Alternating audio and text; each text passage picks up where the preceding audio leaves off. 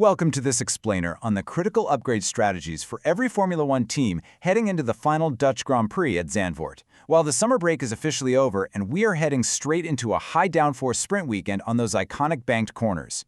Now, for those of you who really follow the engineering side of the sport, you know that this specific track layout brutally punishes any aerodynamic flaws. You literally just cannot hide a poorly balanced car at Zandvoort. So what we're looking at today is an absolutely crucial weekend for the entire development war.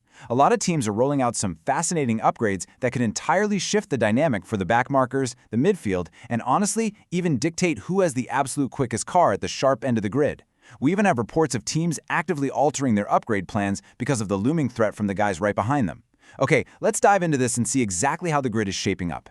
Here's a quick look at our agenda for today. 1. Stakes at the Dutch GP. 2. Teams bringing 0 upgrades. 3. Minor tweaks and slow development. 4. Make or break midfield upgrades. 5. Massive evolutions for top teams. And finally 6. Final thoughts and takeaways. Let's get right into it. Section 1. Stakes at the Dutch GP, setting the stage for the 2027 development war. Before we even start analyzing the physical upgrades bolted onto the cars, we really have to talk about track conditions and home field energy, specifically for Max Verstappen. Max absolutely loves this track.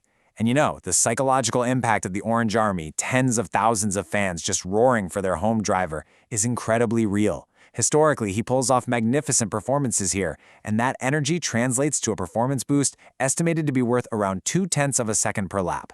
Now, in modern Formula One, 0.2 of a second is massive. It's often the literal difference between snatching pole position and tumbling all the way down to 4th place on the starting grid. So keep that 0.2 in the back of your mind. Rival engineers are essentially starting 0.2 behind before the engines even fire up, and they are desperately trying to overcome that deficit with their new aero packages. Moving to Section 2. Teams bringing 0 upgrades, hitting the brakes on current development. We've got a really wild mix of backmarkers and championship leaders employing the exact same holding strategy this weekend, but for entirely different reasons. Cadillac has confirmed nothing for the Netherlands. They are already making the switch over to 2027 development. And while abandoning this year early might be the right choice for the team's long-term future, it sadly means they'll be stuck as a backmarker for now, and they are definitely going to struggle heavily on this punishing high-downforce track. Then there's Williams, who have been struggling just as badly. They're bringing nothing here, taking a huge gamble by desperately waiting for Baku in hopes that a delayed update there might somehow save their season. On the flip side, Racing Bulls haven't announced any packages either. They've had extensive upgrades in the first half of the season, and right now they're confident enough to just stick with what they have, which arguably is the best midfield package on the grid. Finally, we have Red Bull. They brought a lot of upgrades early on and are now looking to switch their focus to 2027 very quickly. Aside from a few specific pieces planned for Monza, they're holding steady in Zandvoort with a very solid car that, combined with Max's home crowd boost, should perform exceptionally well. Section 3. Minor tweaks and slow development, playing the long game. So there is a stark contrast in patience across the grid right now when it comes to the philosophy of a drip-feed upgrade path. Haas has had a very slow, steady development year. For Zandvoort, the rumors suggest minor additions to the floor, but they typically reserve their massive overhauls for the final fourth of the season to ensure everything just aligns perfectly. McLaren, on the other hand, is continuing a highly calculated micro-upgrade development program. They aren't bringing a massive overhaul here, but rather a consistent stream of performance, small floor and corner updates to optimize cornering without upsetting the overall balance of the car. They're holding their beastly revolution for Baku. You're going to want to keep an eye on them this weekend. They're fast on high-downforce tracks, and Lando is currently handling that car much better than Oscar.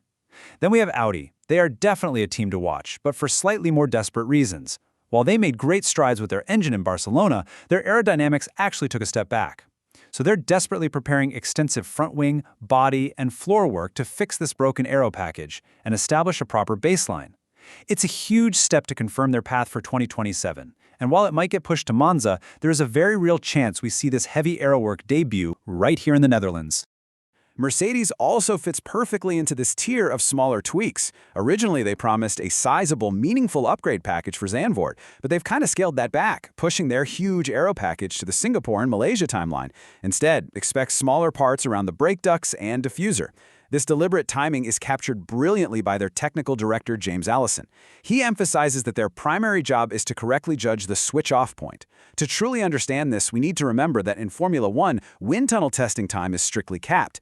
Every single hour an engineering team spends testing a 2024 front wing is an hour forever lost for building their completely new car for the massive 2027 regulation change.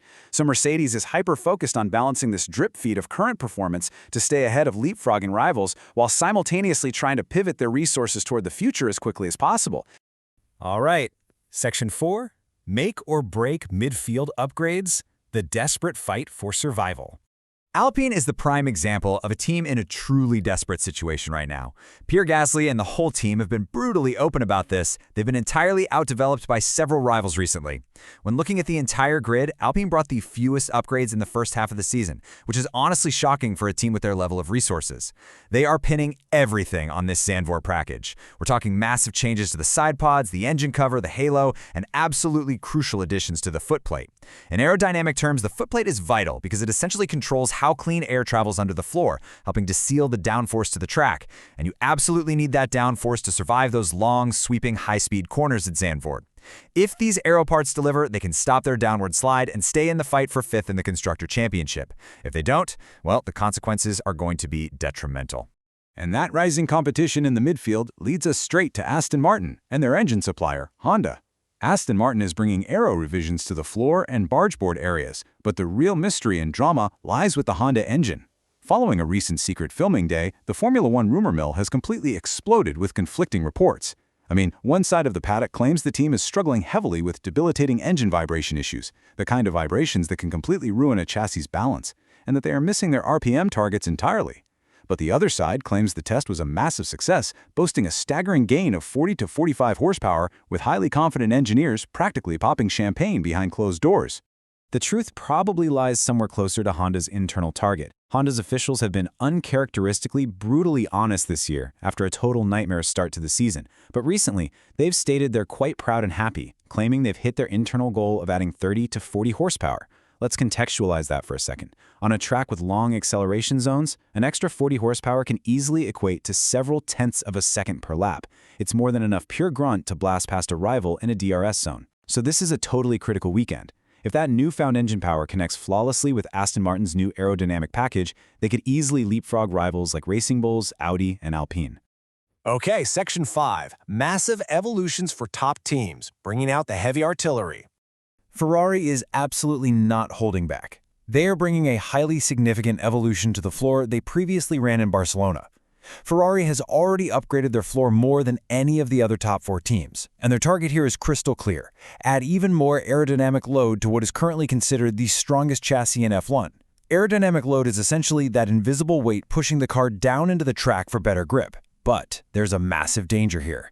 If you push the floor too hard or miscalculate the airflow, the car starts violently bouncing up and down. That infamous phenomenon known as porpoising. Ferrari is risking this at a sprint weekend, focusing purely on aero and saving their power unit upgrades for Monza, because they are hunting for a massive 1 to 2/10 of a second gain. If they nail this and avoid the bouncing, that is a substantial leap that directly neutralizes Max Verstappen's home field advantage. Finally, Section 6, Final Thoughts and Takeaways, wrapping up our Zandvoort F1 Explainer. So what does this all mean? It all leads us to this fascinating question regarding the Formula One development war, as teams aggressively rush to abandon their current cars for the incoming 2027 regulations. Which of these final desperate upgrades, like Alpine's massive aero shift, Ferrari's risky floor load, or Honda's engine gamble, will actually pay off? And who, by hitting the brakes too early, is already completely out of the fight? Thank you so much for watching this explainer. If you're new to the channel, please subscribe. And if you like the video, please leave a like down below.